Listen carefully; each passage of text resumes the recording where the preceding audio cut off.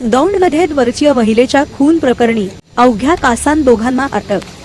दौंडच्या RB नगरमोरी परिसरात August रोजी वर्षीय सुमन किसन शिंदे यांचा खून झाल्याची धक्कादायक घटना घडली। घटनेची माहिती मिळताच दौंड पोलिसांनी तातडीने तपास सुरू केला। तपासादरम्यान विक्की उर्फ विक्रम धनराज अत्रट आणि प्रसाद बाबूलाल चव्हाण या दोघांना ताब्यात घेण्यात आले। चौकशीत गुन्ह्याची कबुली दिल्याची माहिती पोलिसांनी दिली असून दोघांना या प्रकरणात अटक करण्यात आली आहे। पुणे ग्रामीण पोलीस अधीक्षक संदीप सिंग गिल यांच्या मार्गदर्शनाखाली दौंड पोलिसांनी ही कारवाई केली।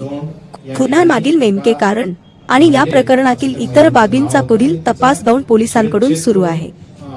आरजे न्यूज मराठीसाठी विकास साळुंके, दौंड तालुका प्रतिनिधी। 4-5 दिवसापूर्वी शिरच्छेद केला होता आणि सदरचं शीर यांनी त्याने दुसरीकडे नेऊन टाकण्यासाठी दुसऱ्या आरोपीने पण त्यात मदत केलेली आहे।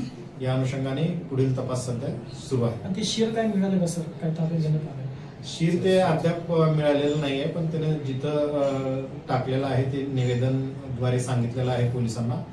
त्याचा शोध घेणे सुरू आहे। धन्यवाद।